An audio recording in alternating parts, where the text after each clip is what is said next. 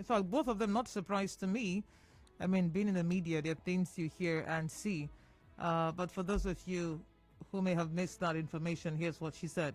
The officers proceed to slaughter area of Transamadi in Rivers State Metropolis and recovered loose quantity of cannabis sativa, heroin, and methamphetamine.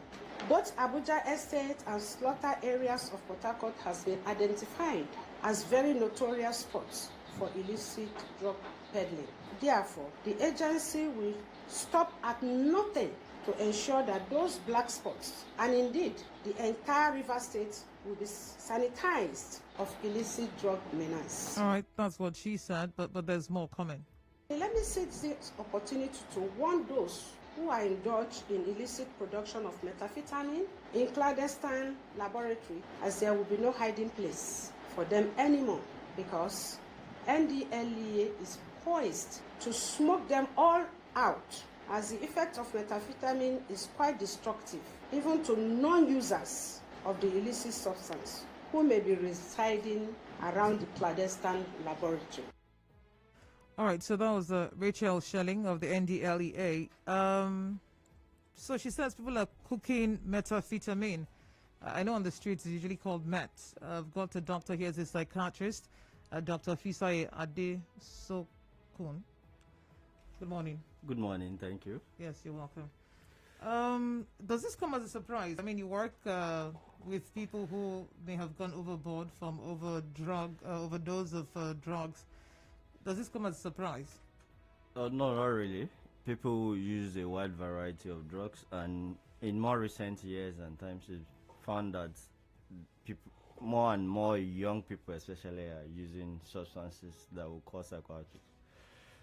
So what do you think pushes them to use these substances? Oh, thank you. That's a good one.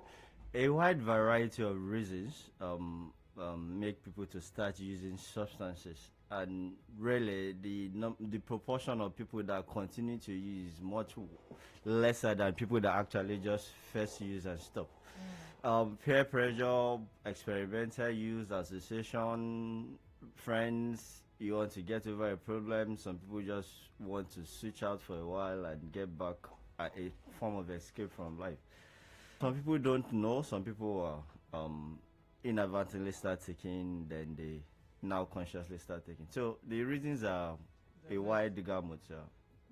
Okay, so how can a person tell that a family member or friend of theirs is using an illicit substance?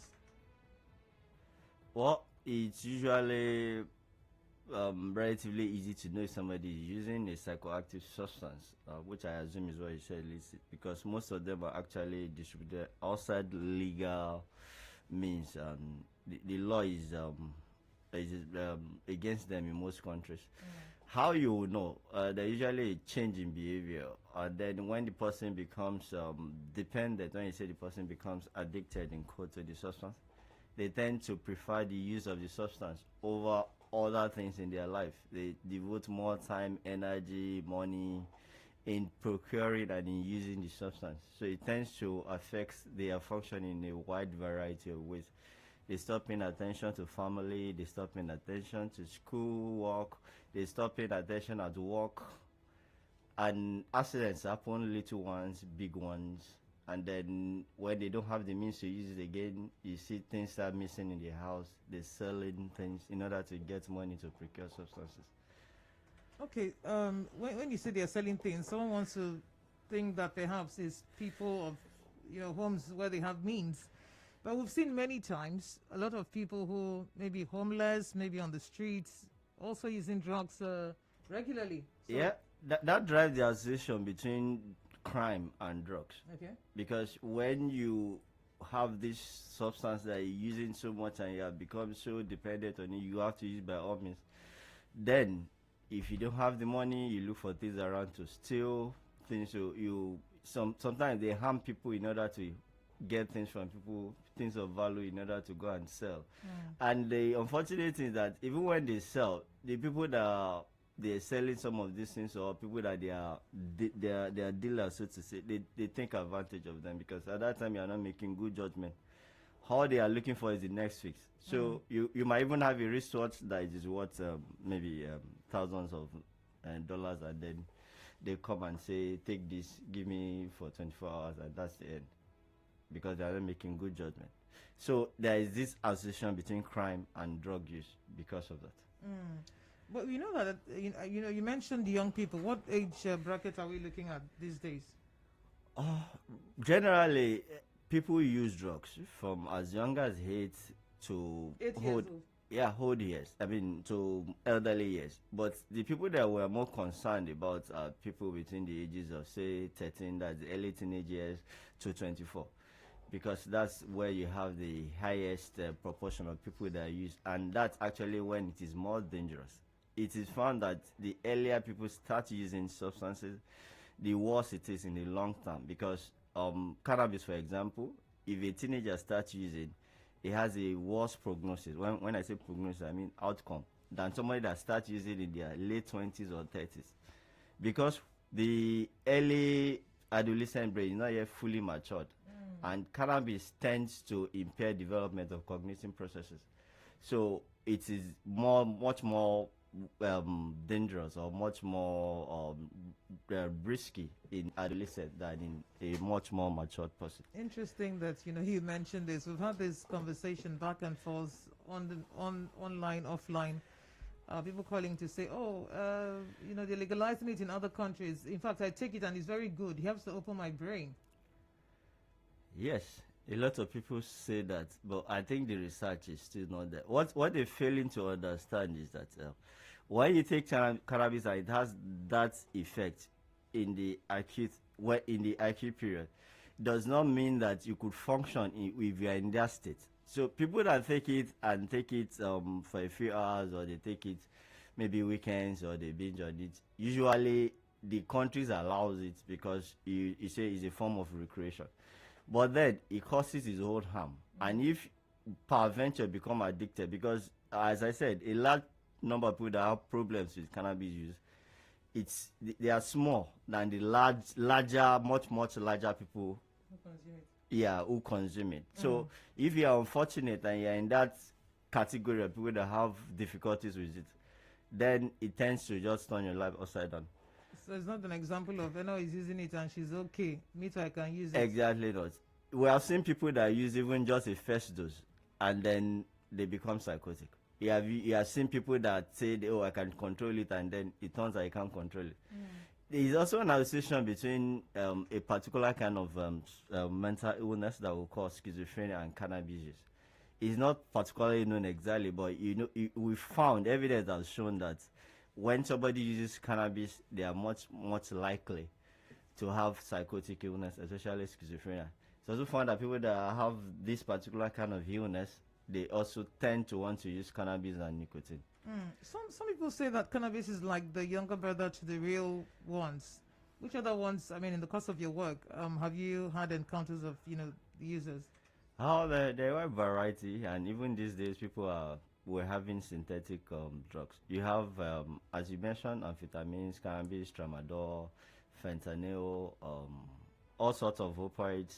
Then you have cocaine. Then you have some of the other synthetic ones that we're talking about. Then even people on the street that don't have money to buy these designer drugs, all sorts of things, paint, glue, tar.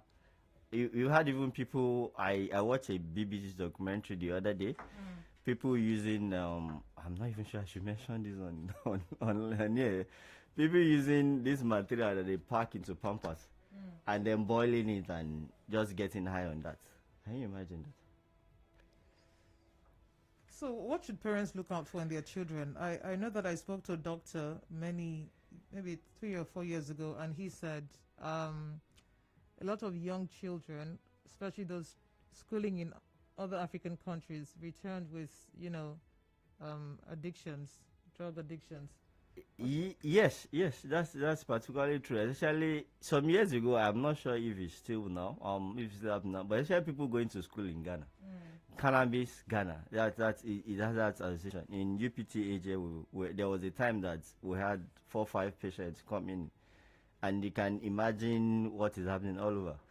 So people that are living home generally, unfortunately, these people are also people that are from relatively more middle class, upper middle class homes.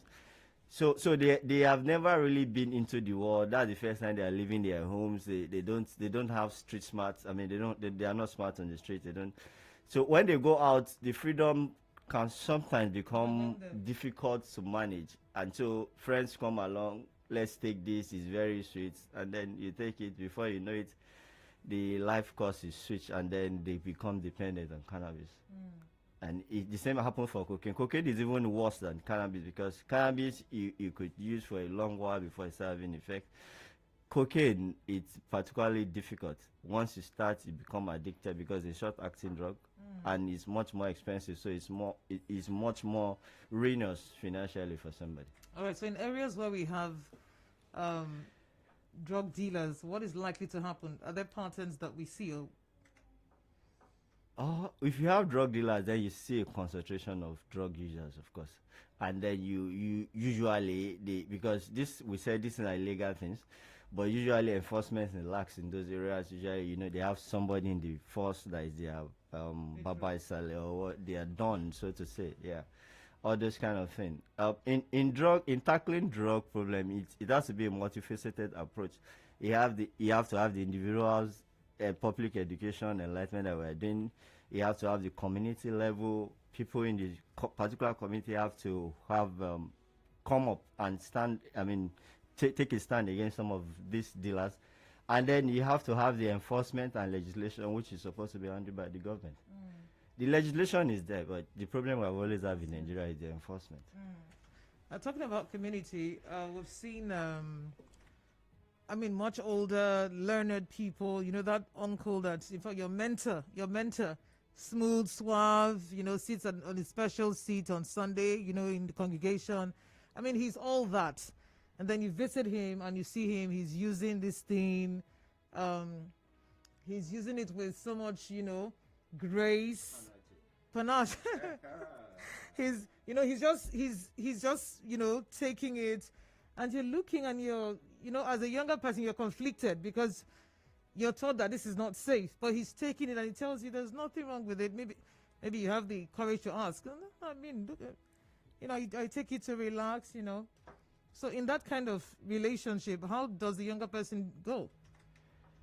Well, each adult, a matured person should know what is good for them.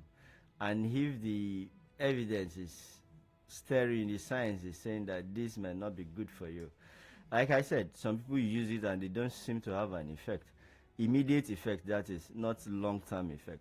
But some other people use it and you have effect. And if is that uncle, that's an elderly person, probably is achieve his goal in life, is just there. You are just starting out. I don't think that's one of the things you want to be mentored in.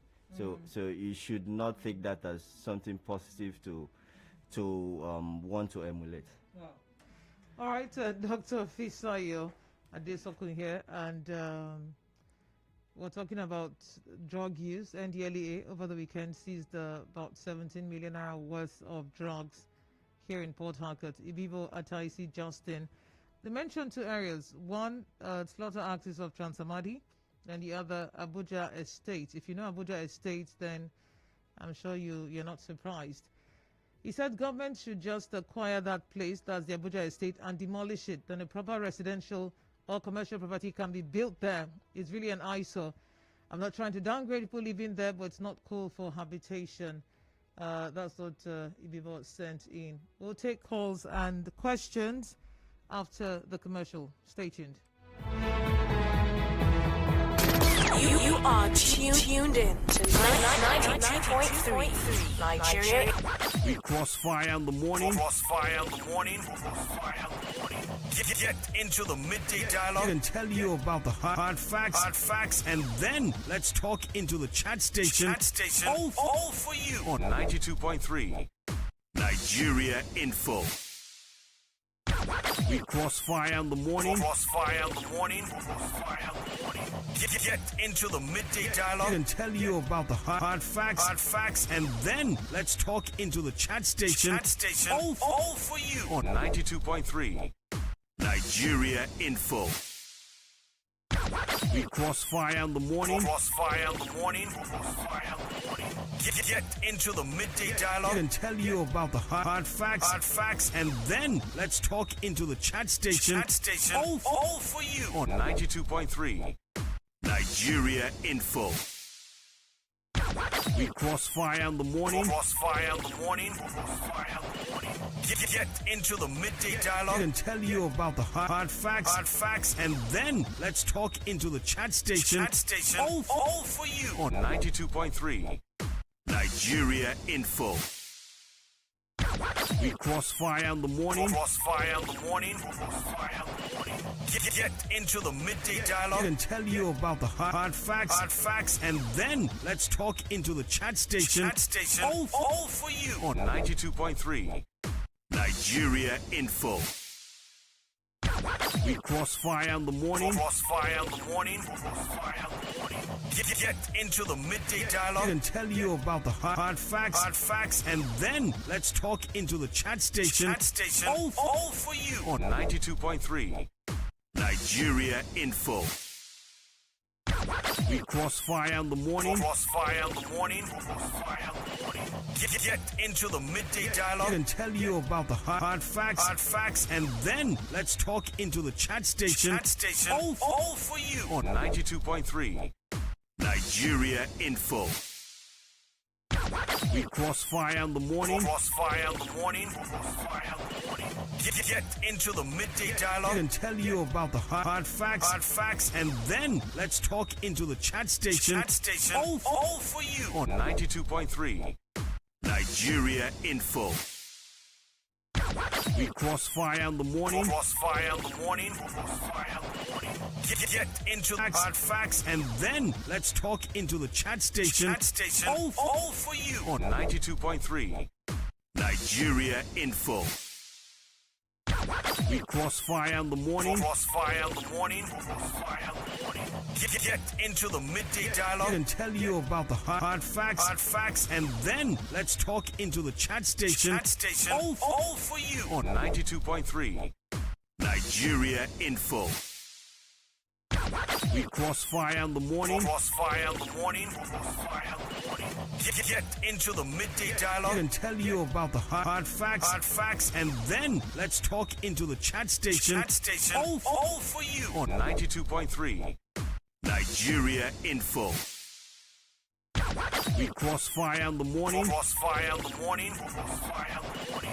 Get into the midday dialogue and tell you about the hard facts, and then let's talk into the chat station. All for you on 92.3 Nigeria Info. We crossfire in the morning. Crossfire in the morning. Get into the midday dialogue and tell you about the hard facts, and then let's talk into the chat station. All for you on 92.3 Nigeria Info. We crossfire in the morning. Crossfire in the morning. Get into the midday dialogue and tell you about the hard facts, and then let's talk into the chat station. All for you on 92.3 Nigeria Info. We crossfire in the morning. Crossfire in the morning. Get into the midday dialogue and tell you about the hard facts, and then let's talk into the chat station. All for you on 92.3 Nigeria Info. We crossfire in the morning. Crossfire in the morning. Get into the midday dialogue and tell you about the hard facts, and then let's talk into the chat station. All for you on 92.3 Nigeria Info.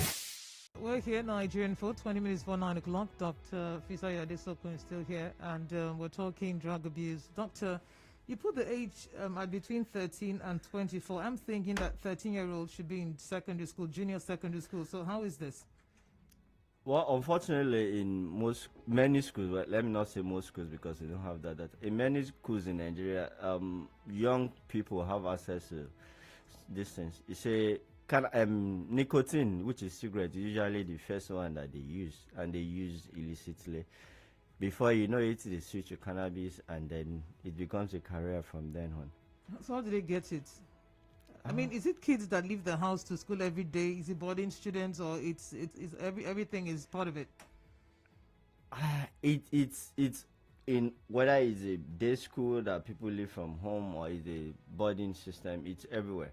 You know how easy it is to buy cigarettes in this country. People even send young as 4-year-old, as young as 8-year-old to go and buy cigarettes for them. So that's a door opener. Yeah, that's like a modeling. You send a child to go and buy a cigarette for you. You feel so there must be something that this man is getting from it. Keep sending me. Yeah, and then one day his group of friends come and they're smoking. He has Something a taste familiar. Then he tastes it. Yeah, because he has this idea that it must be a good thing. All right. So when people get addicted to drugs, do they really recover? Oh, that's a difficult one, and it depends on a whole number of factors. The road to recovery, as we say in substance abuse field, is a continuous one. Is a journey that you don't ever get to the end of it. But if there is a lot of support, there is motivation for the primary person involved. You have to have that high motivation. Yeah, somebody could recover. But for a whole lot of people, you don't have this combination of suitable factors. So it's like a revolving door thing. You're in, you're out, you're in, you're out. But generally, with support and with proper treatment, there is a good prognosis, relatively good. Not very good, but relatively good. As long as you understand that it's a continual journey, you can never say you have to be on your feet or we say maybe for the rest of your life. Yeah. 0817-923-0002, 0817-923-0003, 0817-923-0009 are numbers to call. Please put off the radio. Good morning. Hello, good morning. Hello. Good morning. Good morning, our doctor. Good morning, sir. Yes, my name is Akancho. I'm calling from Borough. And the topic this morning is very. Hello? The topic this morning is quite common because of the situation we find ourselves. And then, apart from the one that discovered at the slaughter, Abuja, or there, information to be paramount. Because apart from that, the two spots that were discovered by the drugs agency, I believe clearly that there are a whole lot of dumping ground of these illicit drugs. Hello? Hello? Hello? Okay, call again if you can. He's saying the other locations besides Abuja Estate in town and slaughter access of Transamadi. Good morning. This is Mr. Zion. Good morning to you. You're welcome. Sometimes early, but some few years ago, even in the Onne Wharf, according to the report, one of the largest courts in Africa, Onne Port, River State. After that, what has been done? I am not satisfied with, cash drugs here, cash drugs here. The thing is, what do we do? It's only the sons of the poor they will parade. But the sons and daughters of the rich, who are high patronizers of this product, they shield them. There is a location in GRA. It's the wealthy people that are there. And it's like a free-for-all. Some people know that location. Both women, wealthy sons and daughters, they smoke this. It's like a rapid, a free-for-all. The truth is the level of depression and frustration in the society is high. And people are looking for ways to get out of this problem and escape routes, which is these drugs. So what will the government do? Give them a leisure environment. Give them little jobs to do. Engage their mind. Their minds are so idle and dull. All they think about is their problem. The frustration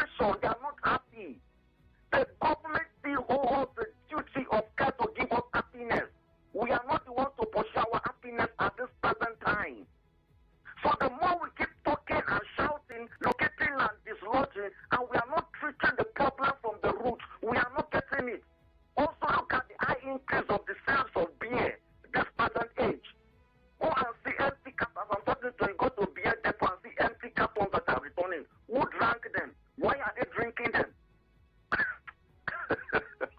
All right, thank you. Good morning. Hello, good morning. Yeah, let's hear you. Yes, my name is Ibiso from Abili Road. Yes, the topic on ground. There's a musician that said that if you not quick, good for your head, quit. Just, but the thing that this is not good because some of our youths, according to your guest in the studio, doctor, it's 13 years to 24 years. Now we will say 13 years to 30 years because this thing is not, when they are taking it, some of them will even go down to take chewing gum, put it in the place that they will sniff it, all in of taking drugs. And it's not good. Go to Casablanca. You will see how these young youths are displaying drugs anyhow, taking it as if, they are drinking water. If a human being, you are taking a bottle of beer, it's not good for your head. You want to go and take weed, or you want to go and take cocaine, you want to go and take... Some of them take tramadol, some of them will take like 5 tablets of tramadol. To tell you how they've abused these things. Like they say that tramadol, they use it for maybe some meditation, but this youth, they will take tramadol, some of them will take 10 tablets of it. I tell you that it's doing me nothing. But the after effects, because if you take these drugs, at the end of the day, no way. You see, they run mad on the street. And before you say Jack Robinson, they've already, the way the thing is going with them, you will feel somebody is charming them from village, but it's what they are taking. All right. Like, it's somewhere, if you go to Delta State, like a place that they plant weed, that you see goats will even eat the leaf and sleep in the garden there. So to me, it's not good. And the government and they should make sure that everywhere these people are, that they are doing this, they should fight them out. Like that town you are talking of, it's Colombia. We need to call it Colombia. Yeah. That's Abuja, Colombia. Yes, that town area, that's Abuja side. In those days, early 90s, we used to call that place Colombia. Anything you want there, if you go to Colombia in town, you will get it. Some people used to cook food to give to girls to molest the ladies. They will use and cook food and put for food to eat, and they will molest them. It's not good. When we are abusing drugs in Nigeria here, it's not good. The government should measure that they fight to the least community to make sure that fish out these boys that are selling these things. It's not good for our youth. All right, thank you, Doctor. Thank you for everyone that has spoken. I think people have looked at it from different perspectives, and a lot of good things have been said. A lot of things are not so, what do you say? Were not put to work. But it is important that when you are looking at substance, you have to look at the public health aspect of it. In such as you have to look at reducing the demand, you also have to look at reducing the supply. Because it's actually the demand that drives the supply. Because some people are making money out of these things. Lots of money. A lot of money. I mean, so it's a worldwide thing. The cocaine I saw on Sunday, just about half of this. Yeah. Then there's this other one they had in a container, just about this quantity. It said it's a mixture of different kinds of things. 50,000. Yeah. That's probably because it's not even pure. Yes. Like the crack is not pure cocaine; it's just the base and some other. So that it can be that expensive. I mean, it's coming all the way from many of those other American countries. So it's a worldwide trade. Smuggle it into the country. Yeah, it's a worldwide trade. That's why UNODC is involved. That's why a lot of governments are involved. But you see, you have to look at it from different perspectives. Individuals have their own part to play. Civil society organizations, public bodies have their own part to play. Churches, community organizations, then also the government. It's not all on the government. Somebody said people are not, they're idle, they are not doing anything. That's why they do it. That might be there. People are idle, but does not mean that the next thing you should be doing because they are idle is an illicit act. You understand? And somebody also, the last speaker mentioned the fact that some people actually use it and they molest girls, and that's actually true. That's happening. So people have to be careful. Ladies have to be careful where you go to, who you go to, what you eat, because sometimes you put it in food and somebody takes it. And you're not aware that it's been laced. Yes, it's been laced. There's also one they put in drinks that makes, that's what they call it, rape date drugs. Okay. Someone is claiming here that somebody told him that it will help him cure illness if he takes one, mixes water and takes one shot every morning. Oh, that's a misinformation. That's a myth. Someone is saying, what about the person that uses it occasionally, maybe like 3 times a year? How people use it like that, but how are you sure that you're able to maintain that use? A lot of people use it, as we have said, and they don't seem to have any acute effect. But there is a subset of people that once you use it, you have problems, immediate and long-term problems. Okay. Royal Chief Ambassador Magnus Edo says, security men, how do they handle the security men that allow the movement of these drugs on the road? That's part of what you were saying. Yeah, Nigeria is enforcement. Sometimes you even see poor men smoking cannabis and on the road. It's a orientation thing, it's enforcement thing, it's a societal thing. But we all need to do our part. Yeah. Okay, so Tex says, is it Colombia, the NDLEA said it raided? Was it because the DG was coming to town, they announced the seizure? I find it very interesting that the individuals in public offices and government agencies and their agents whose work it is, to fix these things. I know cannabis regions in my area. I know almost everyone living in my area. I know when overworking, just some actually tramadol capsules. So it is also important, from what he said, that older people know these things so they can identify it when they sit with their kids, right? Yes, it is also important, but sometimes they don't know what it looks like. So you should know it. Cannabis, usually even the smell, you will know that if somebody is smoking around you. So some don't smoke, they mix it with their food or drink, so you can't tell. Yeah, that might be difficult, but that's why you should also be careful what you put in, where you get it from. And if you take anything and you have some kind of weird effect on your body, you should question the source and be sure that. So for those people that go like over the bend, what really is the issue? What really is it? For the people that become dependent on it, usually they become tolerant. Tolerance is when you have to take more and more in order to get the effects that you usually will have, and you will still not get it. Usually what happens is because these are psychoactive substances, meaning that they cause changes in mental processes, in cognition, in the way you see things, in the way you hear things. So it affects your brain? Yes, that's a simple way to put it. They cause changes in your brain that tends you to want to do everything you can to get those substances. And that is actually the damage. So what happens, when do they leave, inside the house and get on the streets? What is that thing that happens to them? We'll call it psychosis in the technical language. But usually a way to explain it is that they lose touch with reality of things. They start having their own altered reality. They start living in a world that is different from where me and you live in. Some people also say like looking through a glass because they don't see themselves the way you see them. Okay. So that's why it's even more difficult for such person to believe that anything is wrong, because you see somebody living on the street, seeing things that are not there, saying things that are not true, but he actually has his belief that those things are true and is seen as those things are there. Seeing those things that be not as though they were. As though they were, yeah. So it's passive. It's a perception. His brain is interpreting things differently. His brain is different reality. A different. So that's why they can be on clothes and they don't see that they're on clothes. So they don't look at them. Yeah, they don't see it as a problem. So I know some people would say it's easier to help some people, and maybe when they get on the streets, it becomes much more difficult. How so?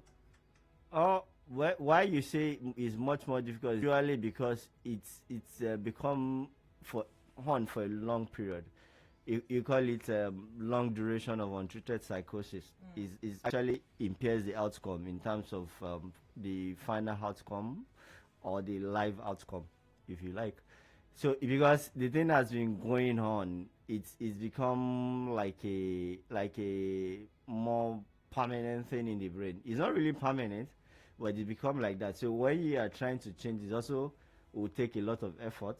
you will usually be able to make some progress, but you might not be able to get the person back to full functioning.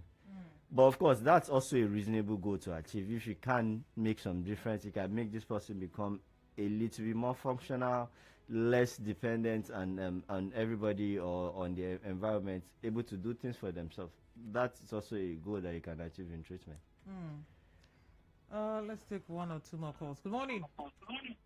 Good morning, the very distinguished Temple Okere. I'm calling from Port Harcourt. All right. Yes, no, I think for me, when I heard about the news, I was very much happy that at least NDLEA is still, functional and living up to expectation.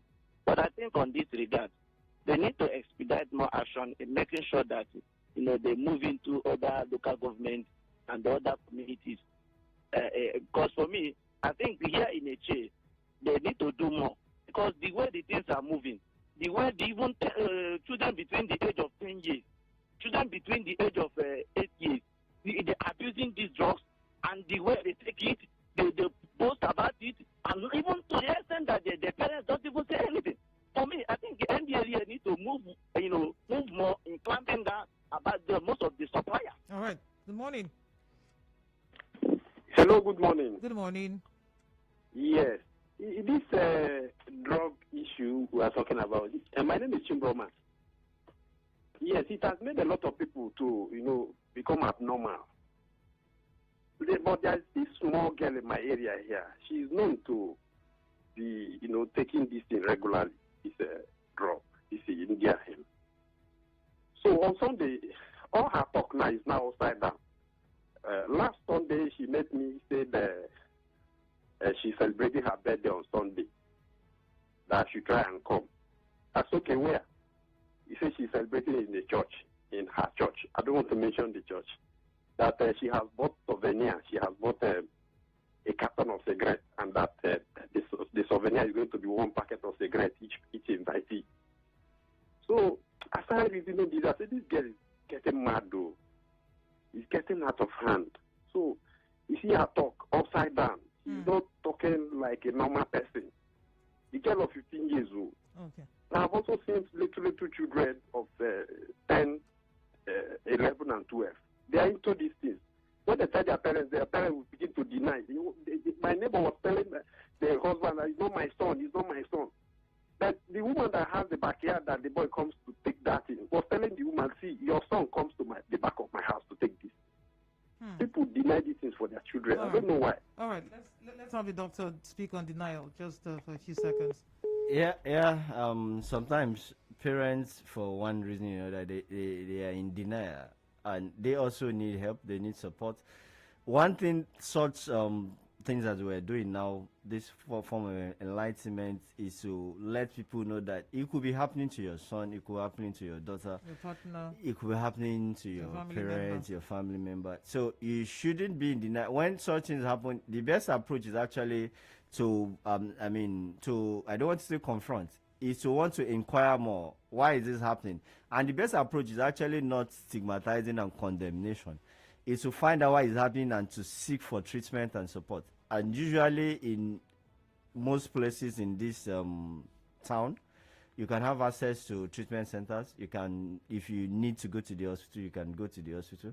Somebody as young as 10, 13 using substances, I think you should go and see a mental health person. And you can always go to teaching hospital. You can always go to the state hospital. There are also some private centers in town that you can go to And get help. Yeah, and get help. All right. Thank you very much, Dr. Fisayo Adesokun, for coming on the show this morning. Thank you. All right. We have the information. What we choose to do with it will determine how fast and how far we can go in curbing the menace of drug abuse, illicit drug use, and substance dependency. My name is Enol Bevere. The news is up next. Stay tuned.